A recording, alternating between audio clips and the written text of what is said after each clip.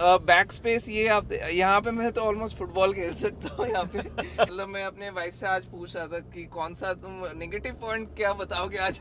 क्या आप संतुष्ट हैं गाड़ी लेने के बाद में? सवाल मेरे थोड़े से तीखे रहने वाले हैं। हाँ, तो हम और जो कबीर हैं वो आपस में डिस्कशन कर रहे थे। आई मीन ये सी सेगमेंट सेडान है if I am not wrong. मतलब मैग्नाइट एंड काइगर अगर दे रही है जो मतलब 6-7 lakhs नीचे है कार की प्राइस जिसकी, तो एटलीस्ट वो वाले फीचर्स मैं एक्सपेक्ट कर रहा था कि आप सभी लोगों का बहुत बहुत स्वागत है नए वीडियो के अंदर। और ये जो वीडियो है ये होंडा सिटी 5th जनरेशन का है। कोई लाग लपेट नहीं होगी आज के इस वीडियो के अंदर, बहुत ही टू द पॉइंट रखेंगे क्योंकि 5th जनरेशन के बारे में मार्केट के अंदर काफ़ी सारी नेगेटिव चीज़ें भी हैं, काफ़ी सारी पॉजिटिव चीज़ें भी हैं। और हमारे ओनरशिप एक्सपीरियंस जो पहले भी कर चुके हैं हम लोग 5th जन का, वहाँ पर भी काफ़ी सारी हमने भी खुद भी अनुभव करी थी चीज़ें, काफ़ी सारी नेगेटिव चीज़ें निकल करके आई थी। तो क्या अभी ये लेटेस्ट, ये 2-3 महीने पुरानी गाड़ी है, तो क्या होंडा ने उनके अंदर कुछ एक चेंजेस करके सुधारा है?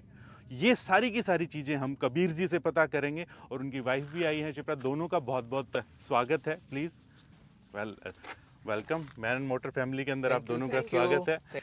पहली बात तो देखिए, होंडा सिटी जो है बहुत ही कंफर्ट के लिए जानी जाती है, ठीक है। तो मैं एक तरीके से तो कहूँगा कि बहुत ही अच्छी चॉइस है आपकी। लेकिन सर मैं ज़्यादा आपसे ये पूछने की कोशिश करूँगा कि क्या आप संतुष्ट हैं गाड़ी लेने के बाद में? क्योंकि सवाल मेरे थोड़े से तीखे रहने वाले हैं, है ना? ये तो और ये जरूरी भी है लोगों के दिमाग में क्लियर करने के लिए कि अभी 5th के ऊपर जाएं या 4th के ऊपर जाएं। मेरा ये परचेजिंग था अगस्त 22 2021। अच्छा, मतलब 22 अभी अगस्त ये बस ली है आपने? 3rd मंथ ही कंप्लीट हुआ है। हाँ, और चला कितनी दी आपने? 3700 तक चल गया है ये। ओके। और ये वैसे मैं आपको बता दूं कि सीवीटी वेरिएंट है। और कितने में ली थी आपने? ये ऑलमोस्ट 17 का पड़ गया था। 17 लाख का हाँ। पड़ा था। तो इसको चूज करने में आपका भी अहम रोल रहा होगा। हाँ, टू सम एक्सटेंट हाँ था। तो कौन सी गाड़ी से आप लोग शिफ्ट हुए हैं इसके अंदर? हमारी पहली डीजल गाड़ी थी स्विफ्ट, हाँ। और बिकॉज वो हैचबैक थी तो मुझे थोड़ा सेडान लुक में पसंद थी गाड़ी, तो हाँ। ये मेरी चॉइस थी। 17 लाख की गाड़ी है, ठीक है। एक तो मैं सिंपल सी बात ये पूछूंगा कि आप एक कॉम्पैक्ट एसयूवी या मिड साइज एसयूवी खरीद सकते थे। हाँ जी। किधर से भी चली जाती है, किधर से भी निकल जाती है। First of all space wise हमको ना उसमें बाहर से लगता है कि स्पेस बहुत ज़्यादा है, बट एक्चुअल में अंदर स्पेस सेडान्स में मतलब सिटी में ज़्यादा है, वरना में नहीं। सिटी में ज़्यादा, वरना में क्रैम्प्ड है पीछे स्पेस।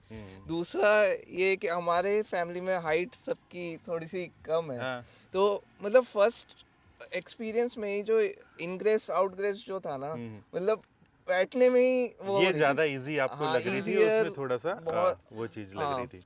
तो दादा एक बात बताओ हाँ जी। कि आपको ग्राउंड क्लियरेंस के अंदर कम नहीं लग रही? ग्राउंड क्लियरेंस का तो फैक्टर था, बट हमारे जिधर जिधर हमारी रनिंग थी एक्चुअली वो मेन पक्के रोड्स में ही था। तो हाँ हाँ, ये चीज और पूछना है कि इसको सिर्फ बढ़ाया ही गया है या फिर इसके अंदर वास्तव में परफॉर्मेंस के अंदर भी फर्क आया है? परफॉर्मेंस वाइज जो मेरे रिक्वायरमेंट्स है वो फुलफिल हो रहे। जैसे कि क्या थे आपके? मतलब लॉन्ग रूट पे जाते इजीली मैं 120 पे रीच कर जाता हूँ and it's stay stable at 120-125। देखो दोस्तों, लुक वाइज तो कोई भी दिक्कत नहीं है इस गाड़ी के अंदर, काफ़ी अच्छी लगती है। लेकिन अंदर से भी काफ़ी स्पेसेस अब हो गई है पहले की बजाय। तो जो मेरा इससे पिछला जो अनुभव रहा है इस गाड़ी के अंदर कि तेज़ स्पीड के अंदर आपको काफ़ी जो है ना रोड की जो है कैबिन नॉइस वगैरह जो है वो आनी स्टार्ट हो जाती है। ऐसा नहीं कि वो स्पोर्टी आवाज़ की मैं बात कर रहा हूँ, ठीक है, लेकिन हाँ आती है। तो एक काम करते हैं, इसको चला करके अनुभव करते हैं कि हाँ वास्तव के अंदर कुछ ऐसा इसमें अभी भी है, ठीक है। तो चलती गाड़ी के अंदर और चीज़ों की बात करते हैं कि जो जो फील करते हैं या जो जो कमियाँ थी इसके अंदर वो भी मैं आपको बताता हूँ या क्या इसके अंदर और अच्छाइयाँ आ गई हैं। तो चलते हुए बात करते हैं दोस्तों, है ना। तो इस गाड़ी के अंदर जैसे ही बैठते हो दोस्तों, काफ़ी आपको एक बार नीचे की तरफ आना ज़रूर पड़ता है, ठीक है। सनरूफ आता है, तो क्या सनरूफ अगर मैं ऐसे निकल जाता हूँ तो हो सकता है कि मेरी जो ये खोपड़ी जो है इसके अंदर फंस जाए ठीक है। तो आपको काम का लगता है ये जी? सनरूफ कभी वैसे इस्तेमाल किया है पिछले 3 महीनों में? मतलब शायद इसी ट्रेल में हमने यूज किया है। अच्छा अच्छा। मेनली जब थोड़े फ्रेंड्स के साथ आप आते हो हाँ। तो थोड़ा सा जब वेदर क्लियर होता है तो अच्छा लगता है। बिकॉज हाइट का भी एक फ़र्क है, जैसे आप you are a tall person, हम थोड़े से शॉर्ट है, तो हम लोग इजीली ग्लाइड होके ऊपर आ जाते बड़ा हैं। फायदा है जी ये चीज का। एटलीस्ट इस गाड़ी में तो लगता है। बिल्कुल। एक चीज आप नोटिस करेंगे, हालांकि सीट जो है वो थोड़ी सी ऊपर है और मैं इसको एक बार बंद कर देता हूँ। लगभग लगभग इतना सा ही मेरे को जगह मिल रही है। ये मेरे लिए परफेक्ट ड्राइविंग पोस्चर है, ताकि आगे भी जो है वो परफेक्ट दिखता रहे मेरे को। लेकिन यहाँ पर हेडरूम की थोड़ी सी आपको जरूर कमी लगेगी। मेरी 6 फीट हाइट है, इससे अगर ऊपर है तो आपका हो सकता है कि यहाँ पर थोड़ा सा टच भी करे। हालांकि इसको डाउन कर सकते हैं, उसमें कोई दिक्कत नहीं है, लेकिन एक विजिबिलिटी के हिसाब से मैं बात कर रहा हूँ। अब गाड़ी को स्टार्ट करके आपको बताते हैं कि अंदर जो है वो कैबिन साउंड वगैरह कैसी आती है। एसी वगैरह सब कुछ स्विच ऑफ है अभी, तो इतनी आती है। सीवीटी नो डाउट बहुत ज़्यादा स्मूथ है यार इसका। स्टीयरिंग आपको कैसा लगता है सर? स्टीयरिंग काफी एक्यूरेट है। मेरे को फरीदाबाद जब जाना होता है वो पहाड़ी रास्ते से, कॉर्नरिंग पे ज्यादा प्रॉब्लम नहीं आती है। वैसे मैं इसका रिवर्स लगा रहा था, तो इसमें 3 एंगल जो है वो बनते हैं। ये बिल्कुल नीचे की, ये बिल्कुल फ्लैट हो जाता है, ये आपका ऐसा होता है, और ये आपका बिल्कुल नीचे की तरफ दिखाता है। मेरे को ये ज़्यादा अच्छा लगता है, बाकी था ये इसके ऊपर। खैर एक काम करता हूँ, ड्राइव करता हूँ और देखते हैं इसको। नॉर्मल मोड में भी चलाएंगे, स्पोर्ट्स मोड में भी चला करके देखेंगे। सबसे पहली बात मैं पूछना चाहूँगा जो इसके अंदर दिक्कत थी sir, TPMS tyre pressure monitoring system को लेकर के थी। इसमें क्या होता है कि इसमें ये आपका ये नहीं दिखाता कि कितना हवा आपकी भरी हुई है, ठीक है, लेकिन जैसे ही कम होता है वो अलर्ट आने शुरू हो जाते हैं, ठीक है। तो एक तो वो बड़ा कंफ्यूजिंग होता है, और दूसरा कि कई बार जो पुराने जो ओनर जो बता रहे थे कि कई बार हवा कम होती भी नहीं है, उसके बाद भी आना स्टार्ट हो जाता है और वो जाता नहीं है, उसको रीसेट करना पड़ता है। ये तो ये एक अभी भी बरकरार है। दोनों चीजें मैं फेस कर चुका हूँ। हाँ। हाँ, मतलब नॉर्मली कम होने पे अलर्ट दे देता है, तो मुझे ऐसा, और एक बार इस वजह से जो मेरा स्टेपनी टायर है वो डैमेज भी हुआ है, क्योंकि मुझे लगा था फॉल्स अलर्ट है, बट एक्चुअली में वो पंक्चर हो गई थी। देखा, ये दोस्तों कितनी बड़ी बात है, क्योंकि ये तो अलर्ट दे देता है, लेकिन बंदा बार बार उतर करके परेशान हो जाता है, तो वो समझता है कि यार ये भी इस बार ऐसे ही हो रहा होगा, लेकिन एक्चुअल के अंदर भी अगर पंचर वगैरह हो गया आपका तो फिर खराब हो जाएगा ना हिसाब किताब, क्योंकि तब भी वो नहीं देखेगा, तो टायर वगैरह डैमेज हो जाएगा। तो ये थोड़ा सा एक्यूरेट करना चाहिए, इनको थोड़ा सा सही करना चाहिए। हाँ, इनको रीडिंग वाला तो होना ही चाहिए इसमें, क्योंकि या तो रीडिंग आ जाए कहीं से, या ऐप में आ जाए, क्योंकि ऐप में मैंने बहुत बार ट्राई किया कि एलेक्सा से पूछ के थक गया मैं कि भैया बता दे कितना टायर प्रेशर कितना है। बट एलेक्सा में क्या अमिताभ बच्चन भी आ गया क्या आपके पास? नहीं, अभी तो नहीं, अभी वही वुमन ही है। अरे भाई आप ड्राइविंग पे ध्यान दो ना है। तो यार इसके अंदर आपको फील नहीं होता कि यार सीटें जो है कम से कम वेंटिलेटेड सीट दे देते हैं? हाँ, मैं वरना देखने का मेरे दो मेजर रीजंस जो थे। Although performance wise I was okay with this, कि जो मेरे वरना के जो दो प्लस पॉइंट्स था कि वेंटिलेटेड सीट्स एक है, प्लस दूसरा रीजन ये था वरना पे जो बोस के म्यूजिक सिस्टम है। अच्छा जी। मेरे को वो वाला एक्चुअली, मेरे को म्यूजिक के साथ ना वो फीलिंग कंप्लीट लगती है, जो मुझे होंडा के साथ नहीं था। मैंने बट पता कर रखा था कि मैं आफ्टर मार्केट अपग्रेड करा सकता हूँ, तो मैंने कराया था। बट मेरे को मेनली ये दो चीजों के लिए वरना के साथ जाना था। बट फिर आप गए क्यों नहीं वरना? हुंडई का first of all back space, ये आप यहाँ पे मैं तो ऑलमोस्ट फुटबॉल खेल सकता हूँ यहाँ पे। अच्छा। हाँ, जो मेरा स्विफ्ट का माइनस पॉइंट्स में से एक था। प्लस मैम का one of the main criterias था कि ये कंफर्टेबल कार होनी चाहिए। तो वरना में जाते ही कि मुझे ऐसा लग रहा है मेरे सीटिंग पोस्चर में एकदम ये सीट मेरे फेस के सामने। दूसरा जो मेजर पॉइंट और एक जो बहुत ही टर्न ऑफ था for me as well as for my wife, Hyundai का showroom experience was not up to the mark. या इट वाज रियली बैड। मतलब प्रॉबली ये हो सकता है कि उनके पास रश बहुत ज़्यादा है, बट दी कस्टमर एक्सपीरियंस जो आप इंडिविजुअलाइज पर्सनलाइज करते हो, जो हमें होंडा में मिली थी, वो हमें हुंडई के शोरूम में बिल्कुल नहीं मिली थी। आपने तेज स्पीड के ऊपर चले, आपको कोई रैटलिंग नॉइस वगैरह कोई किसी भी तरीके की चीज आई अभी नहीं है तक तो नहीं आई है।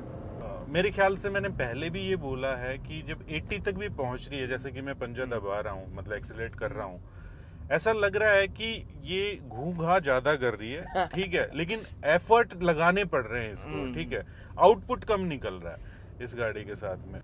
छोड़िए, बताइए कि एवरेज कितना निकाल रहा है? एवरेज ये लॉन्ग रूट पे तो 19-20 निकाल लेते हैं। ओके। और शॉर्ट मतलब ऑन एन अगर दोनों का मिक्स जो रहता है वो हाँ। 13 से 14 मिल जाता बिल्कुल, मैं आपको दिखाना भी चाहूंगा कि ये जो ट्रिप है लगभग इन्होंने रीसेट नहीं करी हुई है, ये 3657, ठीक है, उतने किलोमीटर की ट्रिप है और लगभग 14.4 की जो एवरेज जो है फिलहाल ये निकाल रहा है, आप देखेंगे तो, ठीक है।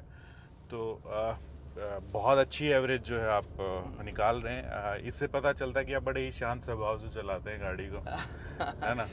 क्योंकि अभी मैं खराब शायद कर दूं आपकी एवरेज थोड़ा सा। देखो यार, इसमें मेरे को अभी तक कोई भी किसी भी तरीके की कोई रैटलिंग नॉइस नहीं आई है। एक मेरे पास रोड ऐसा है जहाँ पर मैं लेकर के अभी चलूँगा, ठीक है, बहुत गंदा रोड नहीं है, लेकिन फिर भी आपको जो है वो पता ज़रूर चल जाएगा। एक चीज़ मैं आपको ये दिखाना चाहता हूँ कि अगर कोई नया ड्राइवर है, ठीक है, तो आप देखिए कि ये रिफ्लेक्शन आता है इसके ऊपर ना, जैसे कि मतलब कि रिवर्स में है या पार्किंग में है, ड्राइव में है, कौन सा मोड है, ये एक रिफ्लेक्शन ज़रूर पड़ता है यहाँ पे। बट ऐसा नहीं कि सारे पॉइंट्स मतलब मेरे को पॉजिटिव ही लगे। कुछ चीज़ें जैसे मैं आपको थोड़ी देर पहले बता रहा था, फीचर्स वाइज आई थिंक ये इतना अप टू डेट कार नहीं है। चाहे आप डिस्प्ले देखेंगे, it's not a very high resolution display.